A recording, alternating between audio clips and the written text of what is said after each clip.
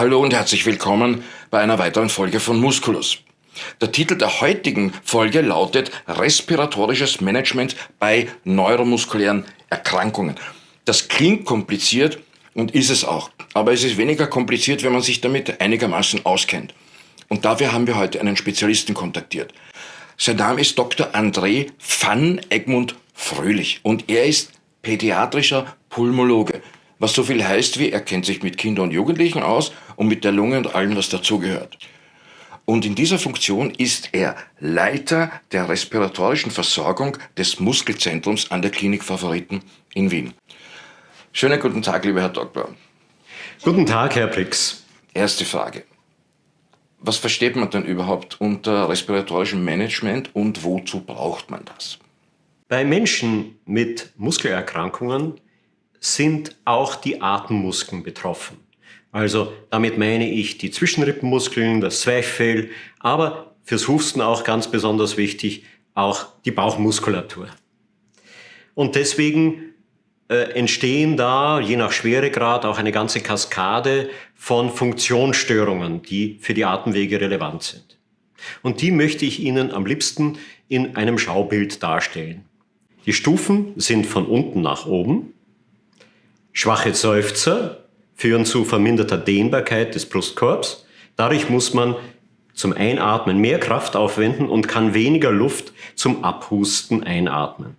Schwacher Husten mit Unfähigkeit, Sekret abzuhusten oder auch wenn man sich verschluckt, führt dazu, dass Teile der Lunge hinter dem Sekret die Luft verlieren und eine Lungenentzündung entstehen kann. Speziell bei spinaler Muskelatrophie Typ 1 kann es zum Kollaps, das heißt Einsinken des Brustkorbs während der Einatmung kommen, der mit der Zeit zu einer zelt- oder sogar glockenförmigen Verformung des Brustkorbs führt. Speziell die schwache Atmung im Schlaf mit schlafbezogener Atemstörung. Der gestörte Schlaf ist dann nicht erholsam und Abgeschlagenheit, Morgenkopfschmerz und verminderte Lebensqualität sind die Folgen. Bei sehr schwachen Atemmuskeln mit Atemversagen, auch im Wachzustand, führt das zu Atemnot, Gewichtsabnahme und beschleunigtem Verlust der Lungenfunktion. Welche Rolle spielt denn jetzt respiratorisches Management bei Muskelerkrankungen im Speziellen? Ja, das respiratorische Management beinhaltet das rechtzeitige Erkennen und den Ausgleich solcher Funktionsstörungen durch gezielte Behandlungen. Die linke Seite mit den Funktionsstörungen kennen Sie ja bereits aus dem ersten Schaubild. Rechts daneben steht geschrieben, woran wir diese Funktionsstörungen erkennen, wenn wir eine Lungenfunktion oder ein Schlaflabor machen und natürlich auch aus den Beschwerden.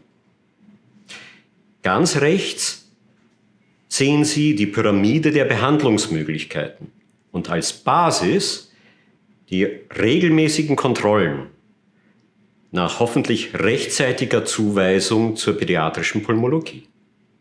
Wir gehen noch einmal auf die unterste Ebene der Funktionsstörungen. Hier ist es der schwache Seufzer. Hier ergibt sich die Möglichkeit, meistens erst einmal mit dem Beatmungsbeutel, teilweise, wenn das schon größere Patienten sind, durch Aufeinanderstapeln von verschiedenen Atemzügen. Man kann das auch mit dem Hustenassistenten machen oder auch mit dem Beatmungsgerät mit Mundstückbeatmung, den Brustkorb zu dehnen und dadurch die Dehnbarkeit zu erhalten wird bzw. wiederherzustellen und auch gleichzeitig genügend Luft hineinzulassen für ein Abhusten. Für den schwachen Husten haben wir auch etwas zur Verfügung. Man kann das einmal versuchen, schon allein durch das tiefe Einatmen mit dem Beutel das zu erzielen. Man kann mit den Händen bei der Ausatmung, beim Husten nachhelfen und Brust und Bauch zusammendrücken. Oder man kann hier den Husten, die mechanische Hustenunterstützung mit einem Gerät durchführen. Sie haben im Vorgespräch erklärt, dass respiratorisches Management ist nicht gleichzusetzen mit Beatmung. Was ist denn jetzt der Unterschied? Sehr schön, dass Sie mich das fragen, weil da gibt es oft Verwirrung und auch in meinen internationalen Kontakten ist das immer wieder aufgefallen, dass die Leute mit der Beatmung beginnen und dann haben sie eigentlich die Hälfte übersehen in dieser Pyramide. Was wir Ihnen jetzt gezeigt haben, ist eigentlich Atemphysiotherapie. Die Lungendehnung, die Unterstützung des Abhustens, die für ganz andere Funktionsstörungen wichtig sind und die eine Grundlage bilden für alles, was wir nachher mit der tatsächlichen Beatmung machen. Und die müssen entsprechend auch für die ganze Lebensdauer von dem Muskelkranken fortgesetzt werden. Schauen wir uns doch jetzt vielleicht die nächste Ebene Ihres Schaubildes an. Ja, eigentlich nur bei einem Krankheitsbild, und zwar mit der schwersten Ausprägung der spinalen Muskelatrophie Typ 1, brauchen wir, weil da das Zwerchfell relativ stark, aber die Zwischenrippenmuskeln so schwach sind, dass es dann kollabiert und dass sich in den ersten Lebensjahren der Brustkorb sonst verformen würde, machen wir eine Heimbeatmung, obwohl das sonst vom Blutgas und sonst irgendwas gar nicht nötig wäre für die ersten paar Jahre. Wie schaut jetzt die Behandlung von anderen, also Nicht-SMA-Patienten aus? Ja, hierfür nehmen wir natürlich erst einmal die Lungenfunktion. Wenn die unter 60-70% sinkt, also die Vitalkapazität, auch bei allen anderen Kindern mit SMA1 würde man das typischerweise gut anschauen, wie ist da die Atemfrequenz. Da kann man natürlich noch keine Lungenfunktion machen. Dann machen wir ein Schlaflabor und innerhalb dieses Schlaflabors schauen wir uns die Schlafarchitektur an und wie der Gasaustausch im Schlaf, insbesondere in diesem Raumschlaf, ist. Und wenn das auffällig ist, müssen wir eine Heimbeatmung einstellen. Wie kann man sich das vorstellen? Was wird jetzt genau gemacht? Also, wenn es nur um eine schlafbezogene Atemstörung geht und das Kind schon ein bisschen älter ist, sodass man nicht mehr mit ganz geringem Gewicht kämpft bei den Beatmungsgeräten, kann man das mit sehr einfachen Geräten machen, den sogenannten BiPAP oder VPAP-Geräten. Die sind sehr einfach in der Bedienung, klein, absolut leise und haben einen Befeuchter gleich eingebaut. Das ist natürlich sehr praktisch. Die werden natürlich dann meistens über eine Nasenmaske betrieben. Ich habe hier für die Kleinen so eine Nasenmaske mitgebracht. Die gibt es natürlich auch für größere, gibt es auch als Nasenpolstermasken. Und wenn das gar nicht klappt, kann man auch eine Mund-Nasen-Maske verwenden. Aber das sind eher die Ausnahmen. Wie funktioniert jetzt so eine Beatmung tagsüber? Es ist erstaunlich, wie viel das hilft, wenn die für einzelne Stunden am Tag oder 1-2 Stunden mit den gleichen Masken und dem gleichen Gerät zusätzlich beatmet werden. Also wenn es unter 3 Stunden Beatmungsbedarf am Tag ist, die erholen sich dann wieder und dann geht's wieder weiter. Bis zum Abend, wo sie ja dann in der Nacht dann die Beatmung bekommen. Und wenn jetzt diese 3 Stunden Beatmung pro Tag nicht ausreichen, wie geht's dann weiter? Also wir haben einige Patienten, die auch komplett atemabhängig sind. Das heißt, die haben vielleicht 5 oder 10 Minuten, wo sie keine Beatmung brauchen, zum Waschen oder sonst etwas. Und die machen das in der Regel dann über eine Mundstückbeatmung. Das schaut aus wie eine Shisha, ist sozial wunderbar verträglich, können damit in die Schule gehen, in die Arbeitsstätte, können laut sprechen, indem sie tiefe Atemzüge machen. Das ist eine ganz wunderbare Möglichkeit. Kann man denn überhaupt noch irgendwas tun, wenn die nicht-invasiven Therapien versagen? Gott sei Dank ist das eigentlich recht selten, zumindest in der Kinder- und Jugendheilkunde.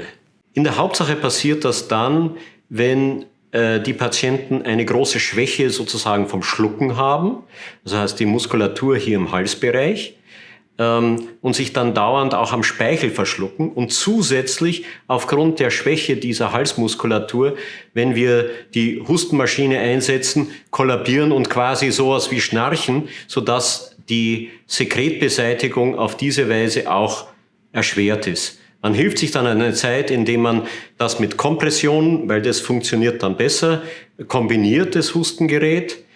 Aber wenn das auch nicht mehr funktioniert und wir dann ständig Probleme mit Sekret haben, vielleicht auch Lungenentzündungen, dann kommt der Punkt, wo man sich überlegen muss, wie geht's weiter?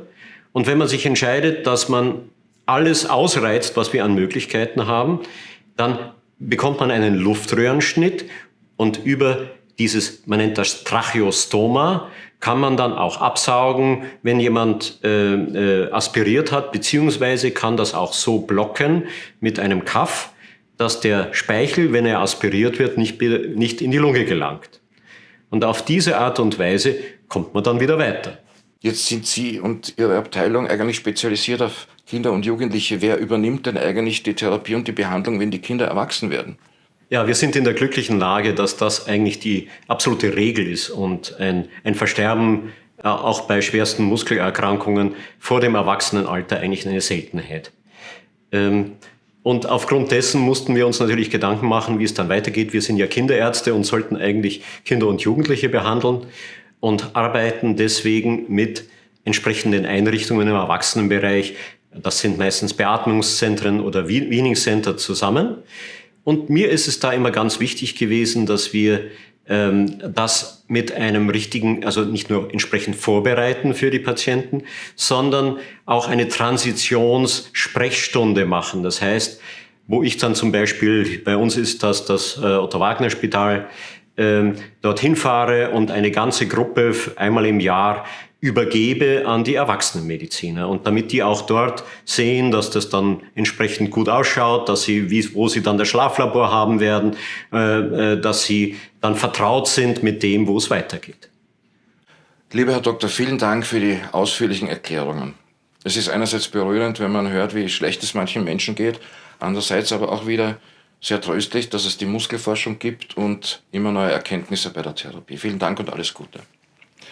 Das war's auch schon wieder für heute. Wenn Sie Fragen haben oder Anregungen haben, dann schreiben Sie doch einfach im Kommentarbereich unter dieses Video. Oder Sie besuchen einfach unsere Homepage unter www.muskelforschung.at. Und bitte denken Sie immer dran, Wissen hilft.